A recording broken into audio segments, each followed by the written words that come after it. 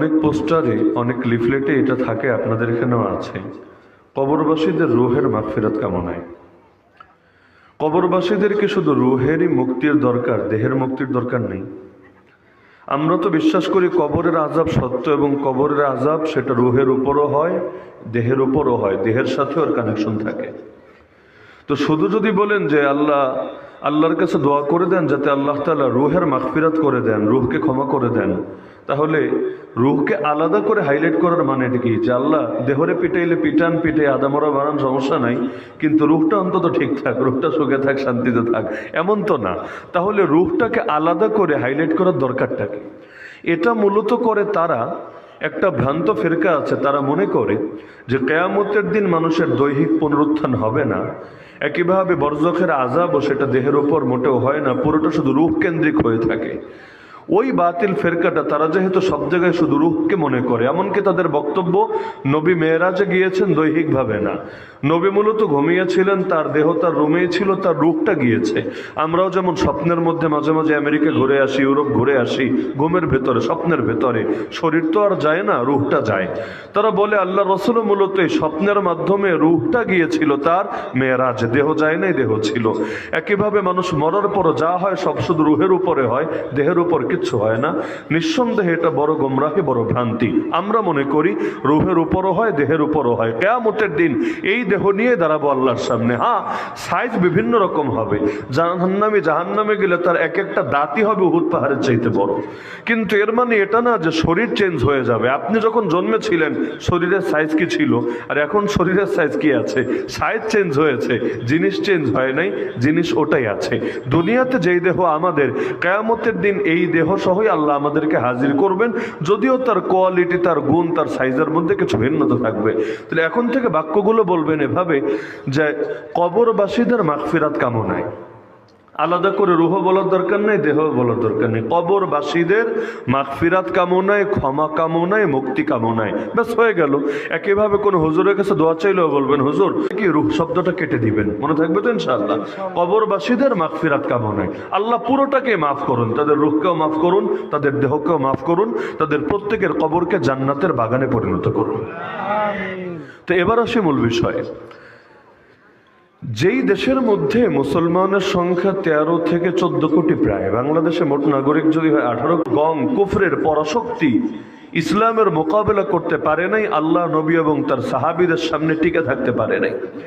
তো যেই জামানায় মুসলমান 313 না, 3013 না, 3,13,000 না, 3 কোটি 13 না, এক দেশেই আছে 13 কোটির বেশি। ওই দেশে আবার বাতিল আমাদেরকে দমিয়ে রাখে কিভাবে? এখনো আল্লাহর জমিন, আল্লাহর দিন কায়েম না হয়ে থাকে কিভাবে? আরে দিন কায়েম বাদই দেন না, স্বাধীনতার 53 বছর পরও পতিতালয় খোলা থাকে কিভাবে? স্বাধীনতার 53 বছর পরও মদের বারগুলো খোলা থাকে কিভাবে? স্বাধীনতার 53 বছর পরও দেশের অর্থনীতির মূল মেরুদণ্ড সুদ হয় কিভাবে? স্বাধীনতার 53 বছর পরও কাদিয়ানীদেরকে অমুসলিম ঘোষণা না করে পারে কিভাবে? স্বাধীনতার 53 বছর পরও আজও ওলামায়ে কেরামের শানে এত জুলুম, এত নির্যাতন করে কিভাবে? এমনকি স্বাধীন দেশে পর্যন্ত কখনো কখনো দেখা যায় আল্লাহ নবীরে গালি দিয়ে বসেছে, ইসলামের শানে ব্যঙ্গ বিদ্রুপ করে। ভাষ্য অনুসারে বন্যার পানিতে ভেসে যাওয়া খড়কুটোর মতো হয়ে গেছে, স্থিরতা নাই, নিজের হালতই এমন, পানি যায় যেদিকে সেও ছুটতে থাকে সেদিকে। নিজেরই যখন স্থিরতা নাই, সমাজকে স্থির করবে কিভাবে, পরিবর্তন করবে কিভাবে? কিন্তু আরেকটা বড় কারণ আছে, সেই কারণ হলো মোট মানুষ যদি থাকে 13 কোটি, দল আছে মনে হয় 13 লাখ। বাস্তবতা এরকম, এত বেশি দলাদলি আমাদের ভেতরে, যার কারণে সকলে মিলে যে একটা লক্ষ্য পূরণ করবে এটা আর পারে না। আল্লাহ রসুল সাল্লাল্লাহু আলাইহি ওয়াসাল্লামের জামানায় সব মুসলমান এক এলাকার ছিল না, এলাকাগত ভিন্নতা ছিল। হিজরতের পর চিন্তা করেন, কেউ মক্কার, তো কেউ মদিনার, কেউ হাবাসার বেলালে হাবশি আফ্রিকার মানুষ, আবার কেউ পারস্য সালমান ফারিসি ইরানের মানুষ, এক একজন এক এক দুনিয়ার লোক, কিন্তু সবাই ঐক্যবদ্ধ হয়ে গিয়েছে যে কোনো মূল্যে আল্লাহর জমিনে আল্লাহর দিনকে বিজয়ী করতে হবেই হবে। আলহামদুলিল্লাহ, আল্লাহ বিজয়ী করে দিয়েছেন। এমনকি আমার নবী যখন হিজরত করে মদিনায় গিয়েছিলেন, মদিনার প্রধান গোত্র ছিল দুইটা। একটা গোত্রের নাম আউস গোত্র। কি নাম? আউস গোত্র। দ্বিতীয় গোত্রের নাম খাজরাজ গোত্র। খাজরাজ গোত্র। এদের ভেতর শত শত বছর ধরে যুদ্ধ চলত। এমন যুদ্ধের যুদ্ধ, দাদা যুদ্ধ করে মরার আগে বাপরে বলে যেত, বাপ মরার আগে আবার পুত্রের বলে যেত, পুত্র মরার আগে আবার তার পুত্রের ওসিয়াত করে যেত। সামান্য সামান্য বিষয় নিয়ে যুদ্ধ। ওই মাঝে মাঝে যেমন আমাদের দেশে লাগে না, 10 টাকার চায়ের বিল নিয়ে মারপিট লেগে গিয়েছে। আরে টিম খেলেছে, ম্যাচ খেলেছে একসাথে, ক্রিকেট ফুটবল, এটা নিয়ে মারামারি হয়ে 2 গ্রামে খুনোখুনি হয়ে গিয়েছে। একেবারে আলতু ফালতু বিষয় নিয়ে মাঝে মাঝে পুরো বিশাল দাঙ্গা লেগে যায় বাংলাদেশের মধ্যে। মরার আগে পোলারে বলে, আরে এখনো ম্যাচ বাকি আছে, সেমিফাইনালেই যাই নাই, ফাইনাল বহু দেরি আছে, বাকিটা তুমি বাবাজান চালায় নিও। কি এক আজীব তামাশা! যেই জাতি এত কাল ধরে লড়াই করত নিজেরা নিজেরা, বাইরের কারো সাথে না, গৃহযুদ্ধ, আল্লাহ নবী যখন গেলেন তখন তারা এতটা আপন হয়ে গেল যে একজন আরেকজনের জন্য জান কোরবান করে দিচ্ছে। যারা একজনের একজনের নাম সহ্য করতে পারতো না, তারা একজন আর একজনের জন্য জান কোরবান করে দিচ্ছে। আল মুমিনু লিল মুমিনি কাল বুনিয়ান ইয়াশুদ্দু বাদুহু বাদা। আমার রাসূল বলেন, এক মুমিন হবে আর এক মুমিনের জন্য এমন বিল্ডিং এর মতো, এমন ইমারতের মতো, যার এক অংশ আর এক অংশকে শক্তি যোগায়, সুদৃঢ় করে। আমরা যে ইট গাঁথতে গাঁথতে 5 তলা 10 তলা 20 তলা বানায় ফেলি, কিভাবে বানাই? এভাবে বানাই, প্রতিটা ইট আরেকটা ইটকে সাপোর্ট দেয়, ওটা আবার আরেকটাকে সাপোর্ট দেয়, ওটা আবার আরেকটাকে সাপোর্ট দেয়, এই একটার সাপোর্টে আরেকটা দাঁড়ায়, ওটার সাপোর্টে আরেকটা দাঁড়ায়, দাঁড়াতে দাঁড়াতে দাঁড়াতে বিশাল বিল্ডিং দাঁড়ায় দেয়। যেই বিল্ডিং দেখা যায় সাধারণ ভূমিকম্পেও কিছু হয় না, স্থির হয়ে টিকে থাকে। যদি একটা ইট আরেকটা ইটকে সাপোর্ট না দিত, হাওয়ার উপর বিল্ডিং কিভাবে দাঁড় করাতেন? জিন্দেগি তো পারতেন না। আমার রাসূল বলে যাচ্ছেন, মুমিন একজন আরেকজনের জন্য এমন বিল্ডিং এর বিভিন্ন অংশের মতো, যার প্রতিটা অংশই অপর অংশকে শক্তি যোগায়, সকলে মিলে বিশাল এক সৌধ, এক বিল্ডিং, এক ইমারত দাঁড়িয়ে যায়। এই হাদিসটাই আমাদের বাস্তবতার সাথে মিলান, জবাব পেয়ে যাবেন। আজকে বাংলাদেশে ইসলাম বিজয়ী না কেন? জবাব সহজ। কেউ কাউকে সাপোর্ট দিচ্ছে না, কেউ কারো সহযোগিতা করছে না, কেউ কাউকে সুদৃঢ় করছে না, বরং একদল আরেক দলের শক্তিকে শেষ করছে, এ আবার এর দলের শক্তিকে শেষ করছে। দিন শেষে কেউই বিজয়ী না, সবাই পরাজিত হতে বাধ্য হচ্ছে। আর হবে না কেন? যেই দেশের জাতীয় খেলার নাম হাডুডু, হাডুডু, হাডুডু, কাবাডি, কাবাডি, কাবাডি, জাতীয় খেলাই যদি কাবাডি হয়, চিন্তা করেন, বাংলাদেশের জাতীয় খেলা ক্রিকেট না, ফুটবল না, হকি না, ওই কাবাডি। জাতীয় খেলা একটা জাতির নেচারকে প্রকাশ করে। তাদের স্বভাব চরিত্র যেমন হবে, জাতীয় খেলাটাও তো ওই টাইপেরই হবে। জাতীয় খেলা তো আর কেউ চাপায়া দেয় না, জাতি তাদের স্বভাবের আলোকে গ্রহণ করে। খেলা তো জগতে অনেকে আছে, শুধু ক্রিকেট ফুটবল না, কারাতে কুংফু, এগুলো তো খেলা। ওগুলো আমাদের জাতীয় খেলা হলো না কেন? কাবাডি আমাদের জাতীয় খেলা হলো কেন? কারণ আমাদের রক্তের মধ্যে কাবাডির চেতনা আছে। সেটা কি? কিভাবে একজন আরেকজনকে ধরে ধপাস করে ফেলা যায়, একজন আরেকজনকে আছাড় মারা যায়, একজন আরেকজনকে ল্যাংমাইরা সয়া দেওয়া যায়, কোন রকম এপারে আসলে আর ওপারে যাতে দিতে না যাওয়া যায়। ব্যাস, এই রক্তের মধ্যে মিশে গেছে আমাদের এক মানসিকতা, যার কারণে আমাদের জাতীয় খেলাও হয়ে গেছে সেটা। এমনকি জাতীয় খাবারও, মাছে ভাতে বাঙালি বলে না, নাকি ব্রয়লারে ভাতে বাঙালি, গোস্তে ভাতে বাঙালি, এগুলো বলে না, বরং বলে মাছে ভাতে বাঙালি। হাটহাজারী মাদ্রাসার প্রবীণ মুহাদ্দিস ছিলেন আল্লামা মুমতাজুল করিম বাবা হুজুর রাহমাতুল্লাহি আলাইহি, আল্লাহ তাআলা তার কবরকে নূরে রঞ্জিত করে দিন। তিনি মজা করে মাঝে মাঝে বলতেন যে মাছে মাছ খায়, এটা তো জানেন আপনারা, এক মাছ আর এক মাছটা খায় না, মাছে মাছ খায় আর বাঙালি মাছ খায়, ফলাফল এখন বাঙালি বাঙালিরে খায়। মাছ খেতে খেতে মাছের স্বভাবও ঢুকে গেছে। মাছ যেমন একটা একটু সাইজে বড় আর একটা ছোট, একদম গিলে ফেলে জায়গার উপরে, তো বাঙালির রক্তের মধ্যে এখন ঢুকেছে। কাউরে আগাতে দেবে না, বরঞ্চ সে যখনই শক্তি সে গিলে খাবে, খেতে খেতে নিঃশেষ করে ছাড়বে। আমাদের তিক্ত বাস্তবতা। হ্যাঁ, সব জায়গায় যে এটা খারাপ জায়গায় কাজে লাগে তা না, ওই খারাপ গুণগুলোরও ভালো আউটপুট থাকে। কিভাবে জানেন? মানুষ মনে করে না রাগ মানেই খারাপ, রাগের বিরুদ্ধে কত বয়ান হয়, কত ওয়াজ হয়, কত নসিহত হয়, অথচ রাগ মানেই খারাপ না, রাগ মানে ভালো বটে। কিভাবে? রাগ যদি নাই থাকতো, আল্লাহ নবীরে গালি দিলে তার ইজ্জতে লাগে কেন? আরে রাগ যদি নাই থাকে, মাজলুম কাউকে হতে দেখলে সকলে একযোগে তার পক্ষে দাঁড়ায় কেন? রাগ যদি নাই থাকে, তাহলে ইসলামের বিরুদ্ধে যারা দুশ্মনী করে ওদের টুটি চেপে ধরতে ঐক্যবদ্ধ হয় কেন? রাগ তো ভালো, কিন্তু জায়গাটা ভালো হওয়া লাগে। ওমর আগেও রাগে ছিলেন, পরেও রাগে ছিলেন, কিন্তু আগে রাগ ছিল, ইসলাম গ্রহণের আগে রাগ ছিল নবীর বিরুদ্ধে, নবীর কল্লা কাটতে বের হয়ে গিয়েছিল। পরে যে রাগ নাই হয়ে গেছে তা না, রাগ আবার নাই হবে কিভাবে? স্বভাব পরিবর্তন হয় না। পাহাড় সরে যেতে পারে এক জায়গা থেকে আরেক জায়গায়, স্বভাব পরিবর্তন হয় না। তাহলে ওমরের রাগ গেল কোথায়? ওমরের রাগ এবার গিয়ে পড়লো আবু জাহেলের বিরুদ্ধে, আবু লাহাবের বিরুদ্ধে, মুশরিকদের বিরুদ্ধে। আগে তরবারি নিয়ে বের হয়েছে নবীর কল্লা কাটবে বলে, এবার ওমর তরবারি খুলে রেডি ইসলামের সব দুশমনকে কোচকাটা করবে বলে। তো জিনিস কোন জিনিসই খারাপ না, হ্যাঁ এটার ব্যবহারের ক্ষেত্র আছে। একই জিনিস স্ত্রীর সাথে করলে সওয়াব মেলে, পর নারীর সাথে করলে আমলনামায় জিনা হিসাবে লিখিত হতে থাকে। জিনিসটা একই। তো সবগুলো জিনিসেরই ভালো আছে মন্দ আছে।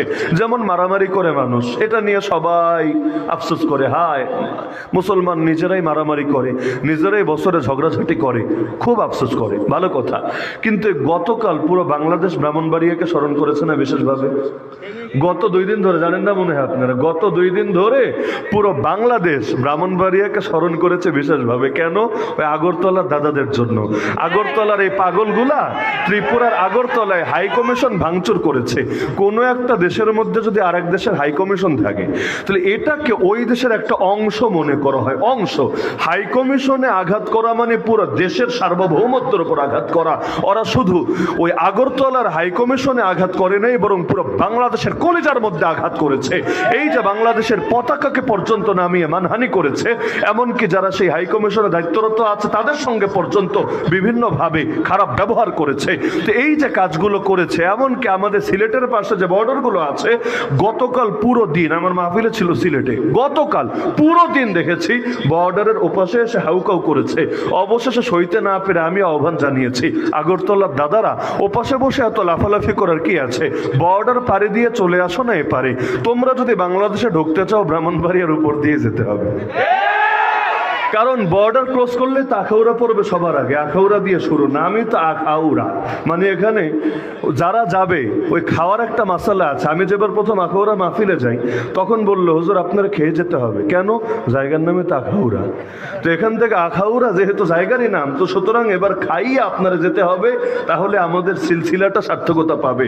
তো এখন আখাউড়ায় যদি একবার ঢোকে, তো বিবারিয়ার লোকরে সারা বছর মানুষ যা বলে বলুক না কেন, গতকাল থেকে স্মরণ করেছে যে আগরতলার দাদা বাবুদের জন্য বিবারিয়ার লোকে যথেষ্ট হয়ে যাবে।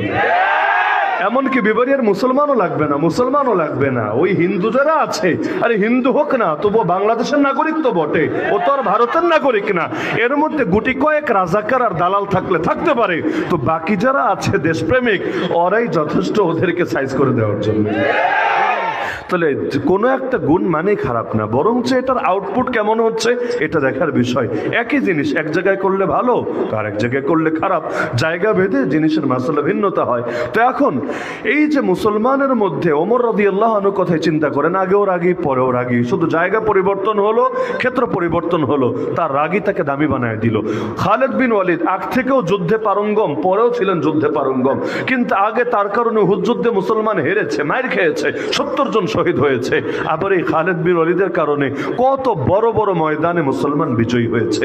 তাহলে গুণ, এই গুণগুলোর প্রয়োগ ক্ষেত্রটা মুখ্য বিষয়, গুণ থাকাটাই খারাপ না।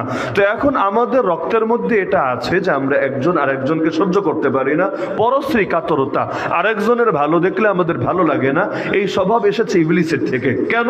ইবলিস কিন্তু বরবাদ হয়েছে মূলত হিংসার কারণে। ইবলিস চুরিও করে নাই, ডাকাতিও করে নাই, মদও খায় নাই, দুর্নীতিও করে নাই, কিচ্ছু করে নাই। এমনকি মানুষ, সাধারণ সাধারণ মানুষরা যেই পরিমাণ দুর্নীতি করে, ইবলিস সব শয়তানের গুরু হয়েও এর 1000 ভাগের 1 ভাগ দুর্নীতিও করে নাই। এক মুন্নি সাহা যে বেডিরে ধৈরা বা সাইরা দিছিল, 134 কোটি টাকা নাকি বেচারির ব্যাংক থেকে তুলেছে গত 3 মাসে। 134 কোটি টাকা, সংখ্যাটা দেখার পর আমার মাথা ঘুরেছে। সারা জীবন বয়সে 134 কোটি টাকা, আমরা তো সারা জীবন বসে খাওয়া দূরের কথা, চোখে দেখে কিনা এইটাই সন্দেহ আছে। আর 3 মাসে নাকি তার ব্যাংক থেকেই প্রায় 134 কোটি টাকা নিজের অ্যাকাউন্ট থেকে ওঠানো হয়েছে। এত টাকা একটা সাংবাদিকের আসে কোন দিক দিয়া আর যাইবা কোন দিকে, মাথায় তো ধরতে চায় না।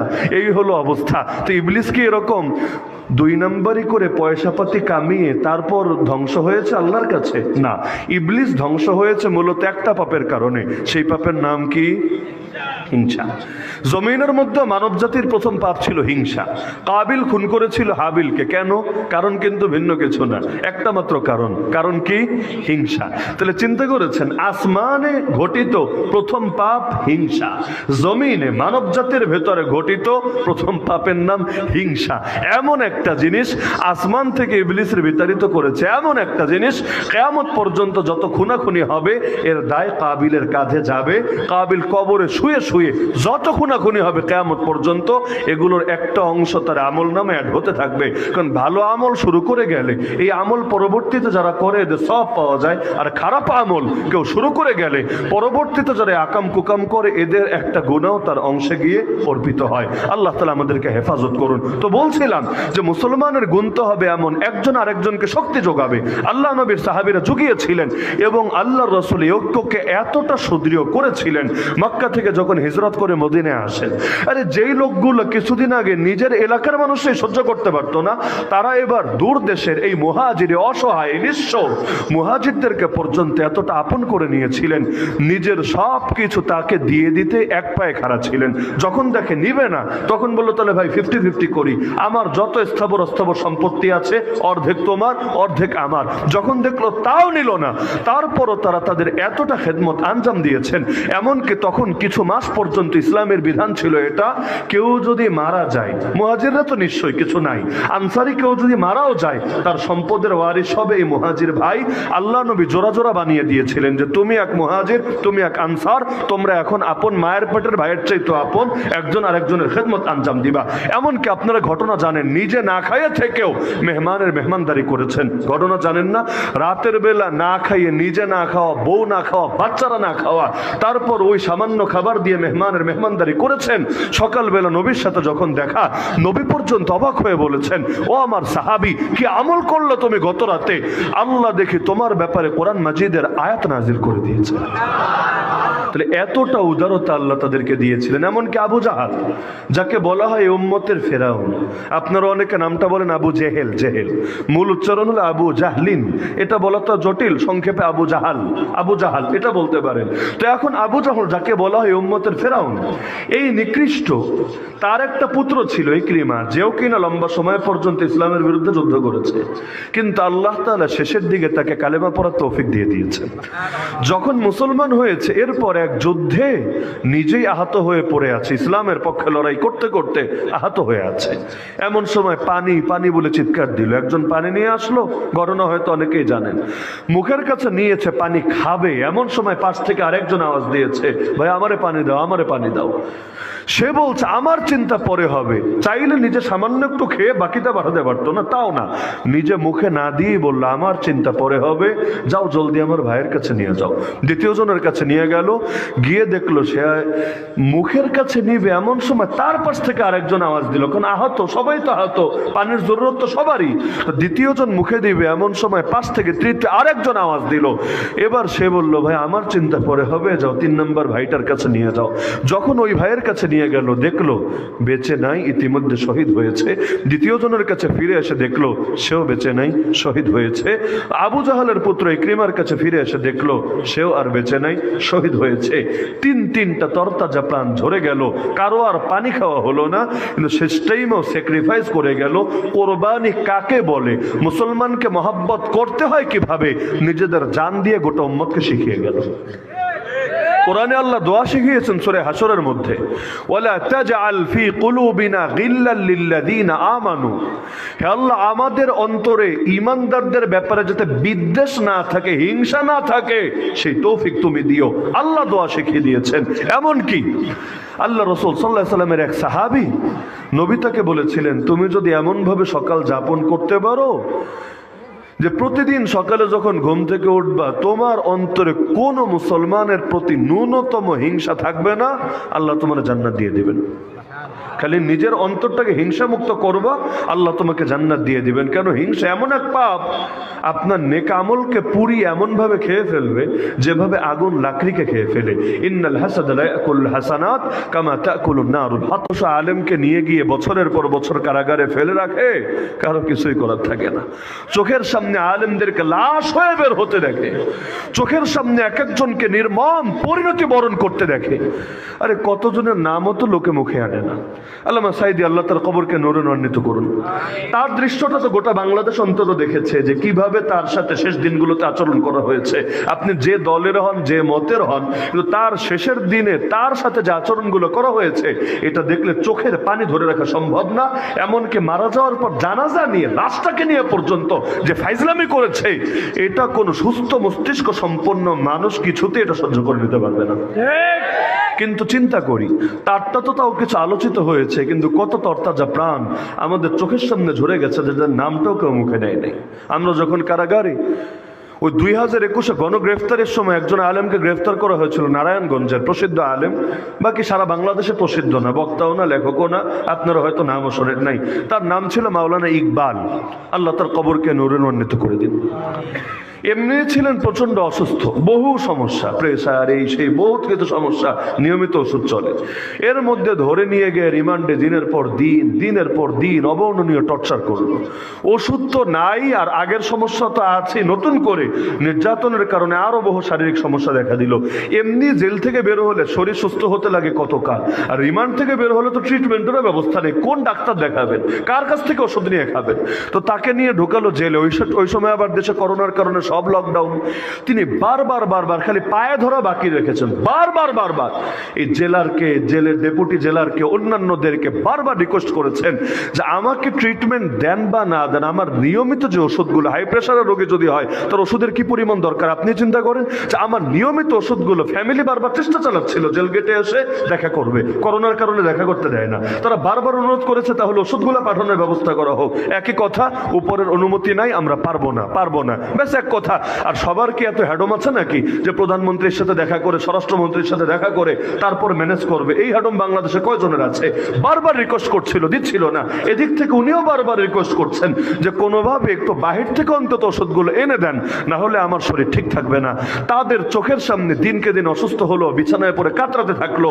নতুন করে ডাক্তার তো দেখালোই না, ট্রিটমেন্ট তো করালোই না, বাইরের ওষুধগুলো তাকে এনে দিল না। অবশেষে জেলখানার ভেতরই তরতাজা একটা প্রাণ, জোয়ান মানুষ, বুড়াও না, জোয়ান মানুষ, সবাইকে কাঁদিয়ে শহীদ হয়ে গেল, লাশ হয়ে কারাগার থেকে বের হলো। আজও পর্যন্ত এটা নিয়ে কেউ কোনো মামলা করে নাই। আজও পর্যন্ত এই ইকবালের নামে, আবু সাঈদ মুগ্ধ, তাদের নামগুলো তো অন্তত সম্মানিত হচ্ছে, অমর হচ্ছে, সবাই শ্রদ্ধার সাথে স্মরণ করছে। কিন্তু এই মাওলানা ইকবাল যে প্রাণ দিয়ে গেল, আজও পর্যন্ত নামটা পর্যন্ত কেউ মুখে আনছে না, এবং কোনোদিন তার কদর হবে কিনা আল্লাহ ভালো জানে। হুজুর মানুষের তো রক্তের এমনি দাম একটু কম, হুজুর হাজার মরলে কিছু আসে যায় না, আর বাকিরা একজন যদি মরে তারপরও দুনিয়াটা গরম হয়ে যায়। এই যে ইন্ডিয়ায় গত সপ্তাহে মসজিদ রক্ষা করতে গিয়ে 3 জন মুসলমান শহীদ হয়েছে, 3 জন। একদল আসছে জয় শ্রীরাম জয় শ্রীরাম জয় শ্রীরাম স্লোগান দিতে মসজিদে, বিশাল পুলিশ বাহিনী নিয়ে, উগ্র হিন্দুত্ববাদীদেরকে নিয়ে। তা আপনার এলাকায় তো মুসলমানরা প্রতিবাদ করেছে, পুলিশ জায়গার উপরে বিনা বিচারে পাখির মতো গুলি করে 3 জন মুসলমানকে শহীদ করেছে। সে অতি অপরাধ, তারা মসজিদের ইজ্জত হেফাজত করতে চেয়েছে। 1 সপ্তাহের বেশি পার হয়ে গেছে, আজ পর্যন্ত ভারত সরকার একটা ক্ষমা চায় নাই, এটার জন্য সরি বলে নাই, এটার জন্য দুঃখ প্রকাশ করে নাই, অফিসিয়াল বিবৃতি দেয় নাই, কিছু না। সেই কবেই তো বাবরি মসজিদ ভেঙে রাম মন্দির বানিয়েছে। জ্ঞানবাপী মসজিদ একটা আছে, অনেক প্রাচীন মসজিদ, এটাকেও ভেঙে মন্দির বানাতে চাচ্ছে, মোটামুটি ডিসিশন ফাইনাল। আবার এই উত্তরপ্রদেশের প্রাচীন শাহী মসজিদ, এটা নিয়েও একই অজুহাত তুলেছে, এর নিচে নাকি মন্দির আছে, এর নিচে নাকি শিবলিঙ্গ আছে, এই আছে সেই আছে, এইটাও ভেঙে নাকি মন্দির বানাতে হবে। এমনকি বেয়াদবরা আজমের শরীফ নিয়ে পর্যন্ত ফাইজলামে শুরু করেছে, যে আজমের শরীফ নিয়ে 800 বছরে কেউ কোনোদিন কথা তোলে নাই, এটা নিয়ে পর্যন্ত কোর্টের মধ্যে মামলা ঢুকে দিয়েছে, রিট করেছে যে এখানেও নাকি তাদের কোন গুরু ঠাকুর শুয়ে আছে, সুতরাং এটাকে ভেঙে এবার তাদের গুরুর মর্যাদায় পূজার ব্যবস্থা করতে হবে। এমনকি হুমকে দিয়েছে তাজমহল, এটা তো গণের অধিকারের সবক শিখায়। আমেরিকা যেমন সারা দুনিয়ার মানবাধিকারের সবক দেয়, কিন্তু ওদেরকে জিজ্ঞাসা করেন ইরাকের বুকে যে শুধু এক ইরাকেই 1 লক্ষের বেশি শিশুকে হত্যা করা হয়েছে, ওই শিশুগুলোর অধিকার কোথায়? এই শিশুরা কি জঙ্গে ছিল? এই শিশু আলেমরে নিয়ে নির্যাতন করে, তাই তো ফেরাতে পারি না। এই যে ভাই ইকবাল শহীদ হলো, বাকিরা যে খুব ভালো ছিল তাও তো না।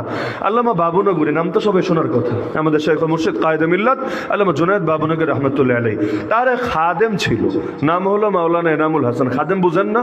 মাদ্রাসার উস্তাদ যদি হয় তাহলে তার খিদমত সমস্যা, হালকা পাতলা ট্রিটমেন্ট নিয়েছে। হঠাৎ করে একদিন আমার এখনো মনে পড়ে, আমরা ঢাকায় একটা সেমিনার করলাম সাহাবায়ে কেরাম রাদিয়াল্লাহু আনহুমের শানে, আজমতে সাহাবা কনফারেন্স। এখানে যে কয়েকজনকে দাওয়াত দিলাম তার মধ্যে নামও আছে। বললাম তুমি এক ফাঁকে এসে 5 মিনিট 10 মিনিট একটু আলোচনা করে যাও, কারণ আল্লামা বাবুনগরী থাকলে তাকেই তো আজকে আমরা ইনভাইট করতাম, যেহেতু হযরত নাই দুনিয়াতে, তুমি আছো, হুজুরের কিছু স্মৃতিচারণী করলা সাহাবায়ে কেরামের মহাব্বতের ব্যাপারে। আসলো, এখন দেখে মাইকের সামনে কথাই বলতে পারে না। হঠাৎ করে কি ব্যাপার, যেই কয়দিন আগে তার গলায় এত আওয়াজ, বয়ান পর্যন্ত করতো মাহফিলে, গলা দিয়ে আওয়াজই আসছে না, একেবারে ধরা পড়লো ক্যান্সার হয়ে গেছে। ওই যে রিমান্ডে নির্যাতন করেছে, উপর দিয়ে তো সেরে গেছে, কিন্তু ভেতর ইনফেকশন হয়ে সেখান থেকে ক্যান্সারের জীবাণু তৈরি হয়ে এমন ছড়িয়েছে, এখনো ইন্ডিয়া ট্রিটমেন্ট নিচ্ছে। ইতিমধ্যে নাকি প্রায় লাস্ট স্টেপে, মানে 4 স্টেপে এমন পর্যায়ে চলে গিয়েছে, এখান থেকে খুব কম লোকই ফেরে, বাকিটা কি হবে আল্লাহ ভালো জানে। যাওয়ার কথা শাইখুল হাদিস আল্লামা মামুনুল হক কিডনির রোগে আক্রান্ত হয়ে হসপিটালে ভর্তি হয়ে আছে। জেলে যাওয়ার আগে যাকে দেখলে পর্যন্ত মানুষ ভয় পেত, কি উঁচা লম্বা, কি সুন্দর ফিগার, স্বাস্থ্য, তো জেলে গিয়ে সেই যে হুইল চেয়ারে পড়লো, আজও তো স্বাভাবিক হতে পারে নাই। মাহফিলও কয়টা করে, পুরো সপ্তাহে কয়টা করে, শরীরে তো তাও সাপোর্ট দিতে চায় না।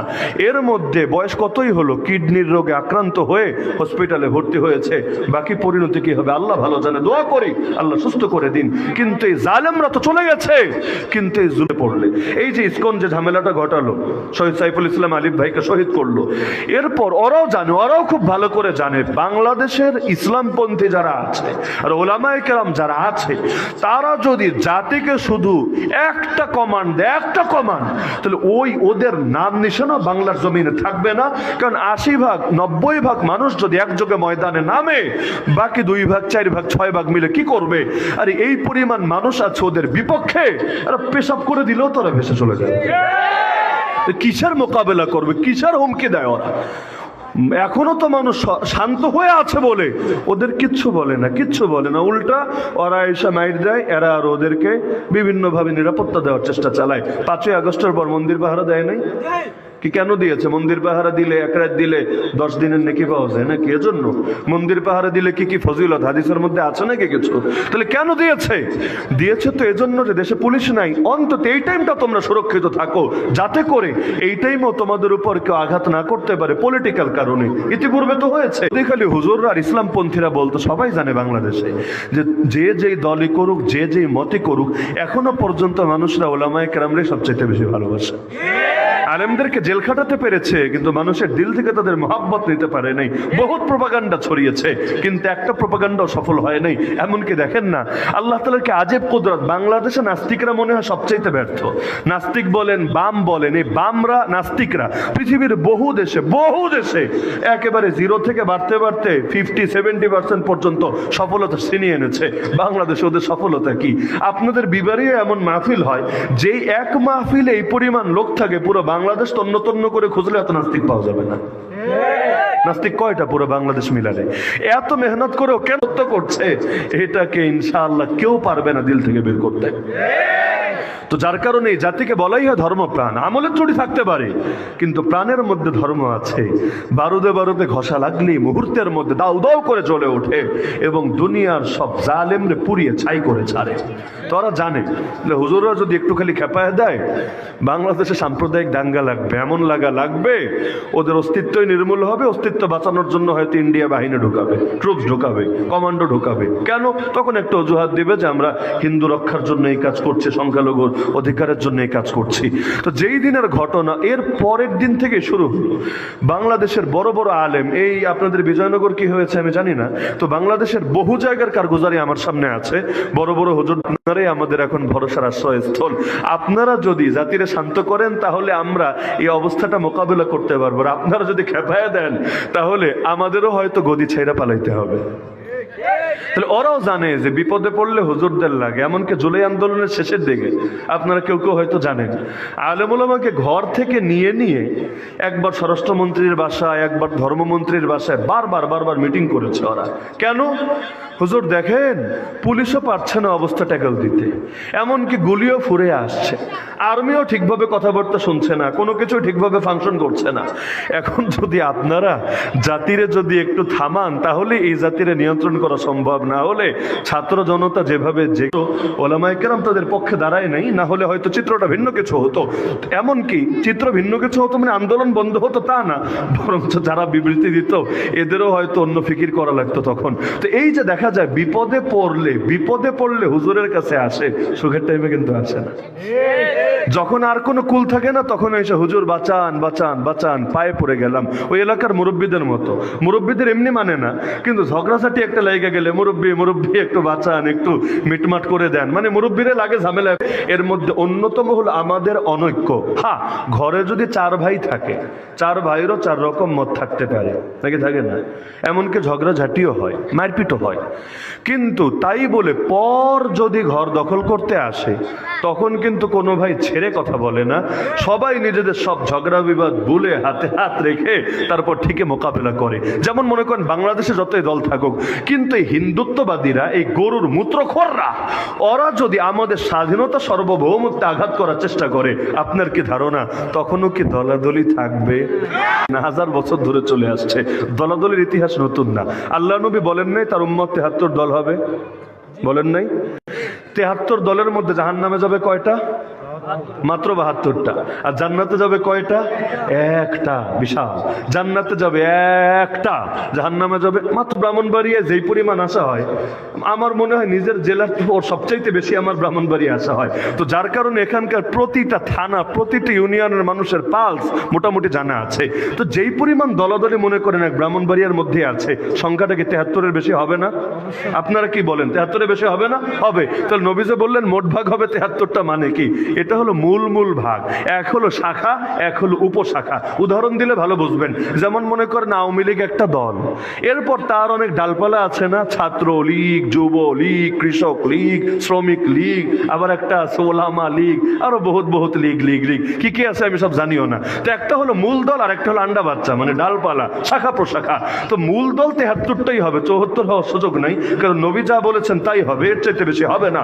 বনি ইসরাইল হয়েছে 72 দল, এই উম্মত হবে 73 দল। কিন্তু এদের মধ্যে ডালপালা থাকতে পারে অনেক, এক এক দলের আন্ডা বাচ্চা থাকতে পারে কয়েকশো কয়েক হাজার করে, যারা মূল ক্যারেক্টারে মিলবে, কিন্তু বিভিন্ন টুকটাক ইখতিলাফ এদের মধ্যে থাকবে। তাহলে এই যে একটা মাত্র দল জান্নাতি হবে, ওই জান্নাতি দলের মধ্যে আরো বিভিন্ন শাখা প্রশাখা থাকবে। হক হওয়ার পরও বিভিন্ন শাখা প্রশাখা থাকতে পারে, অস্বাভাবিক কিছু না। ইখতিলাফ আজকেই হচ্ছে এমন না, নবীর সাহাবীদের মধ্যে বিভিন্ন বিষয়ে ইখতিলাফ হয়েছে। ইখতিলাফকে কেন্দ্র করে, তখন এটাকে কেন্দ্র করে যুদ্ধ পর্যন্ত জানে আয়েশা, যিনি আল্লাহ রসুলের সবচাইতে প্রিয়, আল্লাহ রসুল যাকে সবচাইতে বেশি ভালোবাসেন, তার বিরুদ্ধে যদি বলেন ঈমান থাকবে।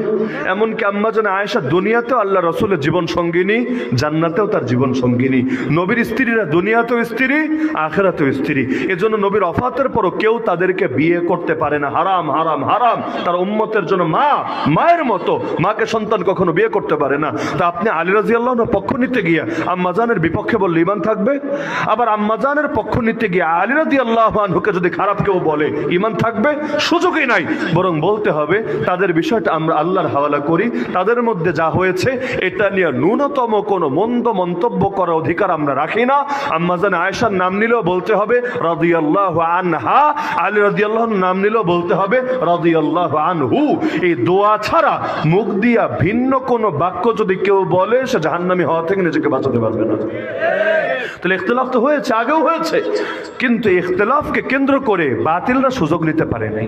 সাহাবীদের মধ্যে যখন যুদ্ধ হয়েছে, ওই কাফের মুশরিকরা চেয়েছে সুযোগ নিতে, কিন্তু কেউ স্পেস দেয় নাই, ঐক্যবদ্ধ হয়ে গিয়েছে। তো সুতরাং থাক না দলাদলি।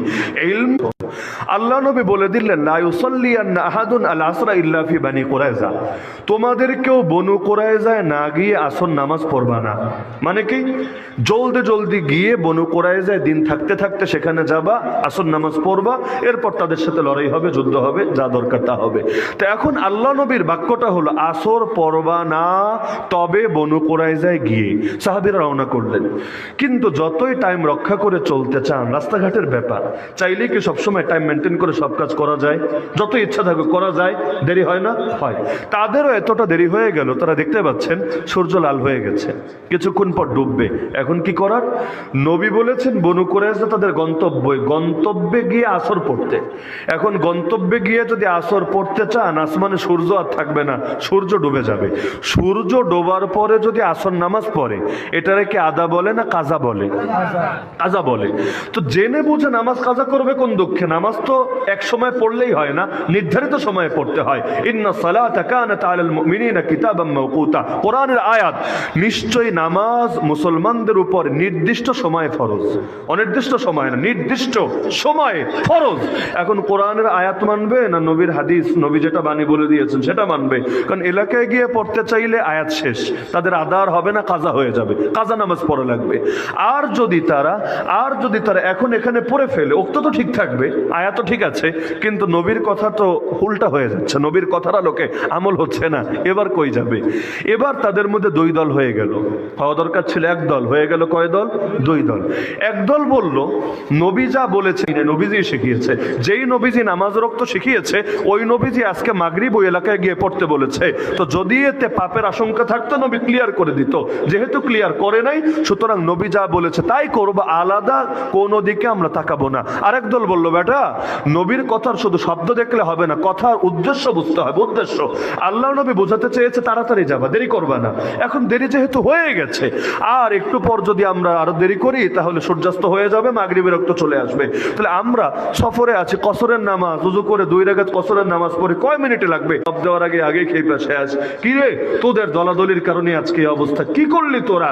ইসলামের মধ্যে দলাদলি করতে নেই, এই সেই বিশাল ইমোশনাল ডায়লগ আর লেকচার শুরু করে দিতাম।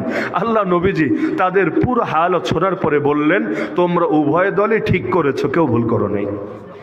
কেন? কারণ উভয় দলই দলিল মেনেছো, দলিলের অনুসরণ করেছো। একদল এই দলিল নিয়েছো, আর একদল ওই দলিল নিয়েছো।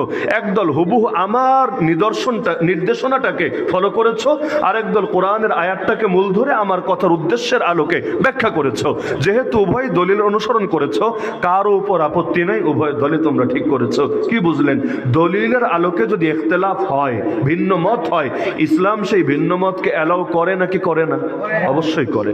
আজকাল তো গণতন্ত্র বইলা বইলা মুখে ফেনা তুলে ফেলে। কেন? গণতন্ত্রে নাকি বাক স্বাধীনতা আছে, কথার স্বাধীনতা আছে, ঘোড়ার ডিম আছে। গণতন্ত্রে কথার স্বাধীনতা যদি থাকতো, শুধু কথা বলার কারণে হুজুরদেরকে জেলে গিয়ে মরা লাগতো না। শুধু বাংলাদেশে জেলে যায় তা নয়, আমেরিকায় পর্যন্ত যায়, শুধুমাত্র হক কথা বলার কারণে সারা দুনিয়ার বুকে উলামায়ে কেরামকে পেরেশান হতে হয়। কিন্তু বাক স্বাধীনতা কাকে বলে? ওমরের জামানার দিকে তাকালেই বুঝবেন। ওমর তো সবচাইতে রাগী, তাই না? আবু বকর রাদিয়াল্লাহু আনহু ঠান্ডা মানুষ, ওসমান রাদিয়াল্লাহু আনহু ঠান্ডা মানুষ, ওমর রাদিয়াল্লাহু আনহুকে সবাই জানে রাগী মানুষ। রাগী মানুষটা জুমার দিন খুতবা দিচ্ছে, ঘটনা সবাই জানেন, আমি একটু মনে করায় দিলে মনে চলে আসবে। খুতবা দিচ্ছেন, এমন টাইমে এক গ্রাম্য বেদুইন দাঁড়ায় বলে, ওমর আমার প্রশ্ন আছে, আপত্তি আছে, আগে আপত্তির জবাব দিতে হবে, এরপর খুতবা দিবেন, না হলে আপনার খুতবা শুনবো না। আমাকে ব্যাখ্যা দেন। বাইতুল মাল অর্থাৎ ইসলামী রাষ্ট্রের আর্থিক কোষাগার, যেটা আমাদেরকে রাষ্ট্রীয় কোষাগার থেকে একটা একটা করে চাদর দিয়েছেন। ওই জামানায় তো সেলাই করা কাপড় কমই পাওয়া যেত। ওই এখনো হজে গেলে দেখেন না সেলাই করা কাপড় নাই। ওই ইহরামের সময় সেলাই করা কাপড় পরা তো নিষেধ। কিভাবে পরে? চাদরের মতো একটা নিয়ে উপরে জড়ায় আর একটা নিয়ে লুঙ্গি বানায় পরে ফেলে, ব্যাস হয়ে গেল। তো এখন ওই সময়ে চাদরটা ব্যবহার হতো স্বাভাবিকভাবে, আল্লাহ নবীজিরও চাদর ছিল। তো তিনি বললেন, আমাদের সবাইকে একটা করে চাদর দিয়েছেন, কিন্তু আপনার গায়ে দুটো চাদর কেন? একটা উপরে পরেছেন আর একটা নিচে লুঙ্গির মতো বেঁধেছেন, দুইটা কেন? অতিরিক্ত একটা চাদর নেওয়ার অধিকার আপনাকে কে দিয়েছে? চিন্তা করতে পারেন। আমিরুল মুমিনিন, অর্ধ জাহানের খলিফা, এই গুটি বাংলাদেশের খলিফা না, মানে ছোট্ট একটা বাংলাদেশ এটার খলিফা না, অর্ধ জাহান বুঝেন? সারা দুনিয়া যতটুকু তার অর্ধেক, অর্ধ জাহানের বাদশা যিনি, তারে বলে, কে দিয়েছে তোমাকে অধিকার অতিরিক্ত একটা চাদর নেওয়া? জবাব দিতে হবে, না হলে তোমার খুতবাগিরি রাখো, শুনবো না তোমার খুতবা, চুপ থাকো তুমি, তোমাকে খুতবা দেওয়ার যোগ্য আমরা মনে করি না। ওমর রাদিয়াল্লাহু আনহু মোটাও গরম হলেন না, ইশারা দিলেন ছেলের দিকে, যে ছেলের নাম আব্দুল্লাহ বিন ওমর রাদিয়াল্লাহু আনহু দাঁড়ালেন, দাঁড়িয়ে বললেন, তোমার প্রশ্নের জবাব আমিই দিচ্ছি। তোমাদের সবাইকে যেমন একটা করে চাদর দিয়েছেন, আমার বাবা নিজেও একটা চাদরে নিয়েছেন, বেশি নেন নাই। প্রশ্ন আসতে পারে, তাহলে তার গায়ে দুটো দেখা যাচ্ছে কেন? দ্বিতীয় চাদরটা মূলত আমার। এই দেখো আমার গায়ে অতিরিক্ত কোনো চাদর নাই, আমার বাসায় গিয়ে চেক দাও, কোনো চাদর নাই, এটা মূলত আমার। আমি চিন্তা করলাম, আমাকে আলহামদুলিল্লাহ আল্লাহ তাআলা যে সমস্ত কাপড় চোপড় দিয়েছে এটা দিয়ে আমার চলবে, কিন্তু দেখলাম আমার বাবার ওই একটা চাদর যেটা পেয়েছেন, এটা ছাড়া আর দ্বিতীয় কোনো ভালো কাপড়ই নেই, সব ছেঁড়া। আমি চিন্তা করলাম জুমার দিন মদিনার মসজিদে হাজার হাজার মানুষের সামনে তিনি খুতবা দিবেন এই ছেঁড়া কাপড় পরে। আমার মতো এক পুত্র থাকতে যারে আল্লাহ পর্যাপ্ত কাপড় দিয়েছে, আমার বিবেকে বাঁধলো, লজ্জা লাগলো। এমনকি যে যাদের রক্তের বদৌলতে এখনকার ক্ষমতাসীন উপদেষ্টা হতে পারলো, এরা জীবনে রাজনীতি করেছিল কবে? আর রাজনীতি না করলে লোকে মন্ত্রী হয় কেমনে? এই চেয়ার পর্যন্তই তো আসতে পারতো না জিন্দগিতে। যাদের রক্তের বদৌলতে পারলো, ওই হাজার হাজার আহত ছেলেগুলো তাদের বিল্ডিং এর সামনে পুরো দিন না পুরো রাত সহ আন্দোলন করতে বাধ্য হলো। কিসের জন্য? এই যে আমরা 3 মাস ধরে মেডিকেলে পড়ে আছি, খালি বলো টাকা দিবা, অপারেশন করাবা, এই করাবা, সেই করাবা, কিছুই তো দাও না। কবে দিবা, কটুক দিবা, ক্লিয়ার করো। পুরো ওনাকে গাড়ি উঠে গেছে, এইরকম আচরণ করলো। এমনকি কয়দিন আগে একজন ইন্তেকাল করলো যে গুলি খেয়েছিল আন্দোলনের সময়, পরবর্তীতে অপারেশনও করেছে, ভুল অপারেশন, পরে মাথায় ইনফেকশন হয়ে সেখান থেকে মারা গেল। এই অপারেশনের ব্যর্থতার দায় তো সরকারের। তারপরে আল্লাহর বান্দা মারা গেল, একটা উপদেষ্টা গেল না তার জানাজা, একটা উপদেষ্টা। অথচ এদের কোরবানের বদৌলতেই তুমি উপদেষ্টা হতে পেরেছো। এই হলো বর্তমান দুনিয়ার গণতন্ত্র, বর্তমান দুনিয়ার বাক স্বাধীনতা, বর্তমান দুনিয়ার মানবাধিকার। আর যেই যুগে সবাই গালি দেয় অমরুক, সেটার নাম গণতন্ত্রই হোক, সমাজতন্ত্রই হোক, সামন্তবাদী হোক, যা মনে চায় তা হোক, এই যে কোনোটাই আমার নবীর আদর্শের চাইতে উত্তম। আগে পারলে প্রমাণ করুক, প্রমাণ যদি করতে না পারে, মুসলমানরা নবীরটা বাদ দিয়ে ওটা ধরবে কোন দুঃখে? এমনকি কেউ যদি বলে নবীরটা পুরানা, নবীরটা সেকেলে, নবীরটা ব্যাকডেটেড, ও বেঈমান হয়ে গিয়েছে। আমার নবীরটা কখনো পুরনো হবে না। আরে দুনিয়া হয়েছে আধুনিক, আমার নবীর আদর্শ সর্বাধুনিক। মাথায় রাখবেন, দুনিয়া হয়েছে আধুনিক, আমার নবীজির আদর্শ সর্বাধুনিক। কিয়ামতের একদিন আগেও পূর্ণ হবে না। তাহলে কি করা দরকার এখন? মূল বার্তা তো আপনাদের সামনে স্পষ্ট। কি করা দরকার এখন? আমি 2টা মৌলিক বার্তা দিচ্ছি। 1 নম্বর বার্তা, এবং এটা ব্রাহ্মণবাড়িয়া দেওয়ার বেশি দরকার, বিজয়নগর আর বেশি দরকার। সেটা কি? 1 নম্বর বার্তা, এটা আপনাদের উদ্দেশ্যে না, এটা হলো আমাদের জাতি ভাইদের উদ্দেশ্যে, হুজুরদের উদ্দেশ্যে। সেটা কি? দলাদলি তো অতীতে বহুত হয়েছে, ঝগড়াঝাটি বহুত হয়েছে, কাদা ছোড়াছড়ি বহুত হয়েছে, মাইক পেলে মাইক গরম করা বহুত হয়েছে। আপাতত কিছুদিন কি একটু শান্তি দেওয়া যায় না? পয়েন্টটা বুঝতে পারছেন? টুকটাক বিষয় নিয়ে, সামান্য বিষয় নিয়ে গায়ে হইলে, বিশেষ করে চলতে ফিরতে কোনো গ্যাস পাম্পে অথবা রাতের বেলা হোটেলে। কারণ এই শীতকাল পুরোটাই দেখবেন রাত জুড়ে যতগুলো প্রাইভেট কার চলে, তাকালে অনেকগুলোর মধ্যে দেখবেন হুজুররা বসা আছে। তো হুজুররা যখন বসা থাকে রাস্তাঘাটে কিছু হোটেল, এই যেমন ধরেন এখানে একটা জান্নাত হোটেল আছে না? কোথায়? ওই ভৈরবের ওপারে জান্নাত হোটেল, যেটা এই জুলাই আন্দোলনের পর পুড়িয়ে দিয়েছে। প্রায় সময় গেলেই দেখতাম রাত 2টা বলেন 3টা বলেন হুজুররা, বিভিন্ন দলের বিভিন্ন ধারার হুজুররা একসাথে বসে চা খাচ্ছে, কফি খাচ্ছে, কি হাসাহাসি। ওই ছবিটা তুইলে যদি আপনি ছাইরা দেন না, 2 দলের মুরিদরাই তাদের মাথার উপর আসমান ভাঙ্গা পড়বে। আরে কার জন্য এত লড়াই করি, কার জন্য এত যুদ্ধ করি? 2 দলের মুরব্বীরা দেখে বৈশা চা খাচ্ছে, তাহলে আমরা এত কাল লুকায় লুকায় কি করি? পেরেশানির বিষয় না? যার জন্য লড়াই করছেন সেই যদি বৈশা চা খায়, আপনার কাছে আফসোস লাগবে না? ওই যেমন গয়েশ্বরচন্দ্র রায়কে নিয়ে ওই ডিবি হারুন খানা খাওয়ালো না টেবিলে, ওইখান থেকে তো ভাতের হোটেল নাম আসলো পরে। ওই যে ডিবি হারুন যখন খাবার খাওয়ালো, খাবার খাওয়া কি কবিরা গুনাহ নাকি না সগীরা গুনাহ? খাবার খাওয়া কি নিষেধ আছে নাকি? নাই। কিন্তু ওই খাবার খাওয়াকে কেন্দ্র করে পুরো বাংলাদেশ গরম হয়ে যায় নাই? গিয়েছে। যে আপনার কর্মীরা এখানে মাঠে মারা যাচ্ছে, আপনার নিয়ে যদি পিটায়ও, প্রয়োজনে পিটানি খাবেন, কিন্তু ওর সাথে বসে আপনি খাবার খাবে না, সেই খাবারের দৃশ্য পত্রিকায় ছড়াবে, মিডিয়ায় ছড়াবে, ফেসবুকে ছড়াবে। আমাদের ইজ্জত থাকে কোথায়? রক্তের দাম থাকে কোথায়? তো যার জন্য আপনি কোপাকুপি করেন, মারামারি করেন, বক্তার জিহ্বা পর্যন্ত কাইটে ফেলেন বিজয়নগরে, হয় নাই? যাদের জন্য এত কিছু করেন তারাই যদি তলে তলে বসে একসাথে টাঙ্গি মারে, তাহলে বিষয়টা কি হলো? মানে এর চাইতে বড় হাস্যকর ব্যাপার জগতে কি হতে পারে? আমার তো মাথায় ধরে না। এজন্য আমার জাতি ভাইদেরকে অনুরোধ করবো, আল্লাহর ওয়াস্তে কয়টা দিনের জন্য একটু ঝগড়াঝাটি থামানো যায় না? কেন? কারণ পুরো বাংলাদেশ এখন আছে এক হুমকির মুখে। টেরই তো পাচ্ছেন না? পুরো বাংলাদেশের স্বাধীনতাই হুমকির মুখে। আরে দেশে যদি না থাকে তোমার দলাদলি দিয়ে হবেটা কি? আগে তো দেশকে বাঁচাতে হবে, আগে তো জাতিকে বাঁচাতে হবে, আগে তো ইসলামকে রক্ষা করতে হবে। তারপর কে কোন দল, কে কোন ধারা, কে কোন সার্কেল পরেও দেখা যাবে। পাকিস্তান যখন প্রতিষ্ঠা হয় 1947, পাকিস্তান প্রতিষ্ঠার আগে স্লোগান তো ছিল বড় সুন্দর, पाकिस्तान का मतलब किया ला इलाहा इल्लाल्लाह, पाकिस्तान का मतलब किया ला इलाहा इल्लाল্লাহ। উর্দু হিন্দি হালকা হালকা বুঝেন তো। এই স্লোগান দিলে ভাই কে দ্বিমত করবে? 6 লাখ মানুষ জান কোরবান করলো, তাদের রক্তের বদৌলতে নতুন একটা দেশ প্রতিষ্ঠিত হলো। প্রতিষ্ঠিত হওয়ার পর প্রথম পোল্টিটাই মারলো এখানে। আরে কিসের লা ইলাহা ইল্লাল্লাহ? কোনো লা ইলাহা ইল্লাল্লাহ নাই, সেকুলার আদর্শ দিয়ে দেশ চলবে। কেন? আগে না ওয়াদা দিলেন যে লা ইলাহা ইল্লাল্লাহর ভিত্তিতে দেশ চালাবেন, হুজুররা আপনাদের পক্ষে এত লড়াই করলো। এই যে শেখ কত কত আমাদের বরেণ্য আকাবিরা থানবী রহমতুল্লাহ থেকে শুরু করে যারা এই দেশ ভাগের পেছনে মানে অনেক বিশাল অবদান রেখেছে, মানুষকে তৈরি করেছে, তো এখন আপনারা পোল্টি মারলেন কেন? জবাব দিল, আসলে আপনাদের তো গ্রুপের শেষ নেই, দলাদলি শেষ নাই। কোন দলের ইসলাম কায়েম করব? ওয়াহাবি ইসলাম কায়েম করলে সুন্নি বেজার, সুন্নি কায়েম করলে ওয়াহাবি বেজার, মাযহাবি ইসলাম কায়েম করলে লামাযহাবি বেজার, লামাযহাবি ইসলাম কায়েম করলে মাযহাবি বেজার, কওমি ইসলাম কায়েম করলে আলিয়া বেজার, আলিয়া ইসলাম কায়েম করলে কওমি বেজার, তবলিগি ইসলাম কুদরত, সব হুজুর বসলো একসাথে। সব হুজুর সব ওই কাদিয়ানি বাদে শিয়াও পর্যন্ত বসেছে, শিয়া এরাও বাদ নাই, সবাই একসাথে বসে একসাথে মিটিং করেছে। আচ্ছা, কোন কোন বিষয়ে আমরা সবাই একমত লেখো? দেখা গেল অধিকাংশ বিষয়ে সবাই একমত। মারপিট কিন্তু অল্প অল্প বিষয় নিয়ে, এক এক দলে 4টা 5টা 8টা 10টা বিষয় থাকে, এগুলো নিয়ে যুগের পর যুগ মারপিট চলে। এছাড়া বাকি সব বিষয় এক। যেমন সুদ বন্ধ করতে হবে, কারো দ্বিমত আছে? পতিতালয় বন্ধ করতে হবে, কারো দ্বিমত আছে?